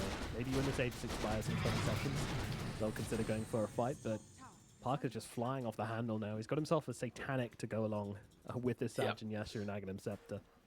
You remember how when they took Roshan, we're like, does he have enough farm? Is it really going to be his game? You fast forward, what, 5 minutes? He's now 5,000 gold ahead of Lifestealer. He was about to be overtaken by the Lifestealer. He just generated 5k gold from all the fights that they've done. That's exactly what you needed to see from him. And Kreka is going to die, gets recalled from the Koddle on the Slada to then kill the Jakiro. Yeah, Passion UA. They had a good window to take control of the game, but did let it slip past them. So back to also actually joining Puppy and now recalling his team to come and join them. Mixer's going to get involved here, but misses the stun. A little awkward, yeah. Now maybe they turn it back around on Puppy. I mean, Passion UA see an opportunity here and they are taking it, but the Gyrocopter has arrived up on the high ground, and yeah, Fernand's trying to leave, but won't be allowed to do so. The homing rocket was upon him, and that's going to take him down. Puppy does eventually die. Niche flying up the river as quickly as he can, but the toss is going to be there. Force Staff is out, but doesn't stop him getting stunned up. And now Avalanche is going to connect as well. Lifestealer popping out the other side and just trying to rage and leave. There is not going to be an RP here. There is no savior coming for Niche. He is going to drop him out. Kreka, they really want to go for this one as well. I think they might, but there is an RP available. Cancelled out by the toss from Supreme, though. Very nicely done. And RP finally going to come down, only landing onto one, though. Parker now seeing they've just got nothing left to deal with him. He's still got this Satanic available through this entire thing, so Parker is just not stopping. Crystallize is going to drop. This is getting brutal. They've forgotten the creep wave, Team Secret. It's been baited right down this lane. MVP of the fight for me, though? Theolical. The creep wave? Oh, okay. Yeah, no, he's an absolute monster in the fights, right? Like, he's constantly amping up people. He's shackering the Tiny, dragging heroes into the fight, allowing them to disengage, re-engage. It's that is a good Koddle player truly can break a game. If his cores have items, he will bring in the perfect fight, and that felt like the perfect fight. Again, Passion UA, they don't have the position. They're just falling victim to the speed of the play from Secret. After this Roshan, it went from like quite a slow, methodical game to all Secret. We're yet to see the RP into calmly right-click them, combo them down, get a kill. Like, when has a team fight truly been executed from Passion UA? It hasn't. I mean, the RPs have all been kind of poop, unfortunately, for Batcher. A really incredible game one from him, but this game two is not looking convincing so far. Fernand's solo smoked. Don't know what he's trying to achieve here. This also isn't a ninja gear, by the way. This is just him smoking up. Okay, using a team for the wisdom rune, potentially, yep. But he's here very early. Yeah, yeah. He was kind of dude arriving 5 hours early for his flight. So keen. You know, so keen. He just wants to get to Benidorm. God. No comment. I have never been. Not that Benidorm's bad, it's more the stereotype of English people going to Benidorm. That's the joke, just in case any Benidormians. Yeah, it's very, very niche humor. Alright, well Parker is going for the rapier. I noticed he had it queued up earlier and assumed he was just having some fun, some cheeky bants. But it does seem to be committed to it. It has the sacred relics, so interesting. I mean, you've got the Sanjin Yasha, you've got the Satanic. Oh, this is gonna make the game so spicy, right? It really is. Like 5 minutes into the game, we're saying, like, you know, Secret, even though they're gonna win the early game, there is this like 32 minutes. There's a fear that he is the only one that can truly go up the high ground, right? Like Tiny could hit it technically with a tree, but Gyrocopter's like your big building hitter, and into a Magnus, that's always scary, especially when it's like just a Gyrocopter. And now you throw a Rapier in the mix as well. If he gets fully comboed down and suddenly a Rapier goes the way of Lifestealer, like we have a game. We do have a game on our hands. Like, the risk versus reward. You could have probably just bought a butterfly and felt pretty good in this game. He's now also looking for the butterfly. Like he could have just bought the butterfly here. But no, Parker, he wants to end the game. He wants to be the, you know, the MVP. He's buying the Rapier. Again, hasn't assembled it yet. He'll let the fight develop before he commits to the potential throw or game-winning play. Yeah, truly a 50-50. He would be proud.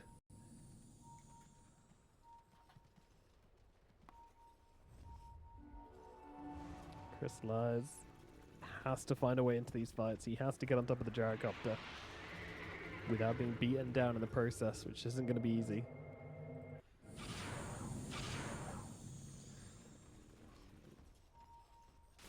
Theodore just loves spamming these recalls. Like he just does it because it gives movement speed, right? So Supreme just running into the entirety of Passion Yue. They found Crystallize. Crystallize gets off the rage though and can get himself back. Rapier wasn't assembled. We're just going to keep an eye on that one. What a tease, actually. Imagine if he never completes it. He just bought the Demon Edge just to, like, psychologically torture his opponents. Like, maybe I have it, maybe I don't. That would be a pretty Parker thing to do. Great Atos. Supreme. Not enjoying that.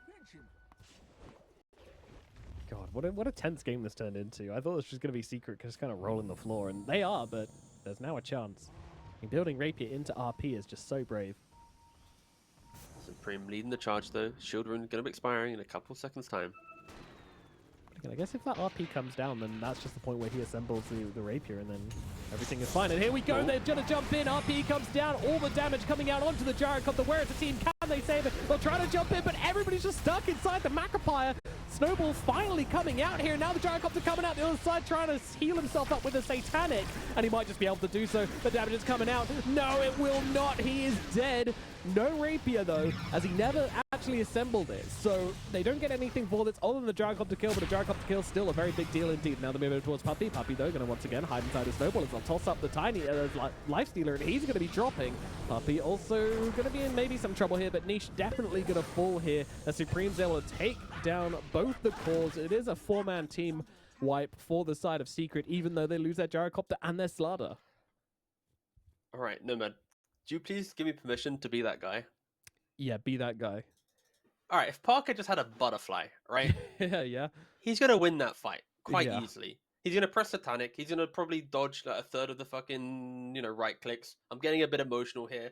He's like toying with this Rapier. Like, come on. Commit, man. If you're buying Rapier, you either have the Rapier or you don't. All right? Having this like half-ass, you know, ooh, I haven't assembled it yet. I know. You're playing into Magnus. It's already scary. That's why the butterfly looks better. But then to not actually have the Rapier in the fight and then your team clutch it up after you. Come on, Parker. Give us a little bit more in the fight. Give it like commit.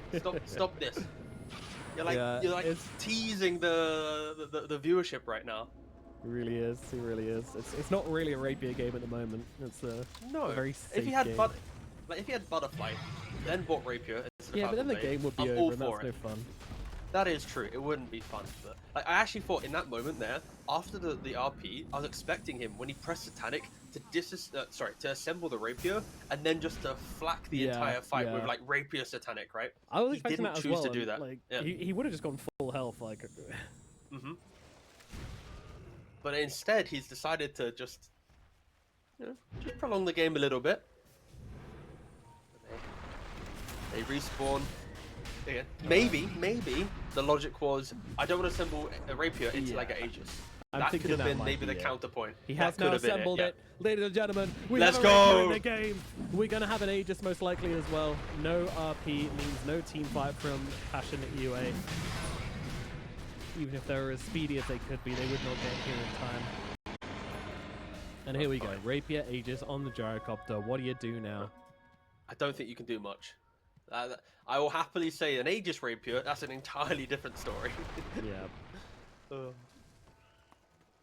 Okay, what can Passion UA do? They got to blink, skewer him, kill him without RP. He respawns, then gets RP'd. That's what they need to do. But they do have the Aghanim's on the Magnus with a ninja gear. So the ability to grab the gyrocopter is very much available for Passion UA. It's just finding that opportunity. And Parker has shown on a wave, so they do know the rapier is in play. Yes. They also have the Yules to use to kind of counteract the Satanic. So there is a way, 1v5, that they can kill the gyrocopter. Yeah, he, again, doesn't have a BKB, so they're... Yep. Oh, this game got so exciting. The fact like Parker, no rapier for the bot fight, could have been Butterfly dies, still gets the Aegis anyway, so now makes the rapier. They've already wasted like a minute and 10 seconds of the Aegis. I was about to say, like, this is starting to feel awkward where... It's not a commanding rapier Aegis, right? It's not like, guys, instantly to the base, but like we've already said, it's not that simple.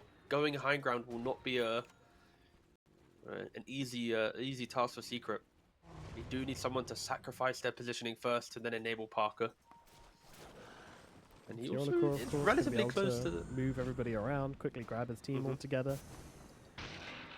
Like 200 gold away from Butterfly, to be fair. So maybe yeah, complete the Butterfly, backpack the treads. Okay, this is go time. All right. Secret wins the game, or will triumphantly give Passion UA access into game 2. All eyes on Parker. There's just one one person we're looking at. Here we go. There's a Horn Toss coming on out. Stun to follow up with as well. Cracker's going to be there with the Ice Path. It's so much damage coming out from Parker, though. The moment he gets a second to start firing, he just absolutely melts them. 3 heroes dead in the blink of an eye. Nisha's going to go down as well. And yeah, GG comes out. There it is. That's how you do it. What an ending, actually. It's like, this is what we wanted to see with the Rapier. You know, like when you buy Rapier, it's like you're the guy, all right? And that was the fight. He walks up high ground. Passion UA think they can combo him. They don't really do anything. He just presses one button, and actually technically 2. It's a flak and a Satanic, but yeah. I mean, the confidence from Parker, of course. Like that itemization